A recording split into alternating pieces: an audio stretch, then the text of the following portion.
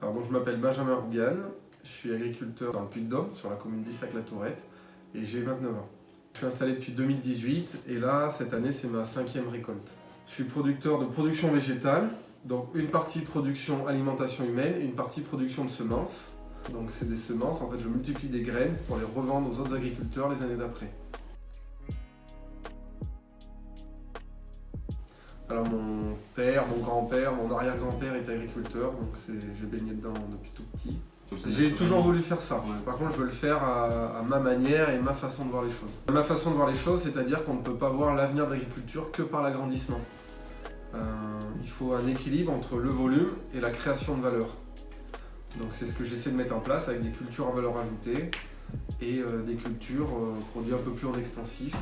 Donc moi j'ai une production de miscanthus qui est plantée pour 20 à 30 ans, sur lequel ça ne demande ni engrais, ni produits phyto.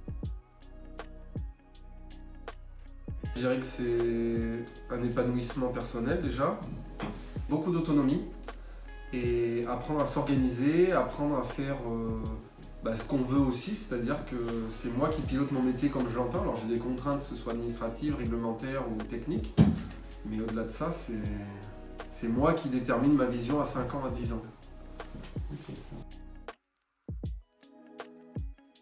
Mon quotidien en général, je commence par le bureau. Moi je travaille énormément le matin. Donc mon quotidien, je commence le bureau en général vers 7h du matin.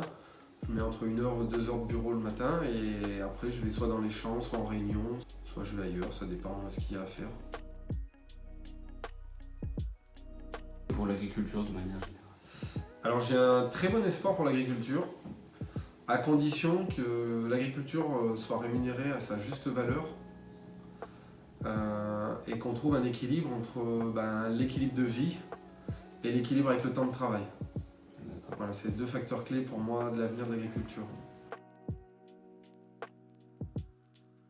Je lui dis qu'il ne faut surtout pas avoir peur, que c'est des chiffres qui peuvent être importants mais qu'il ne faut pas en avoir peur.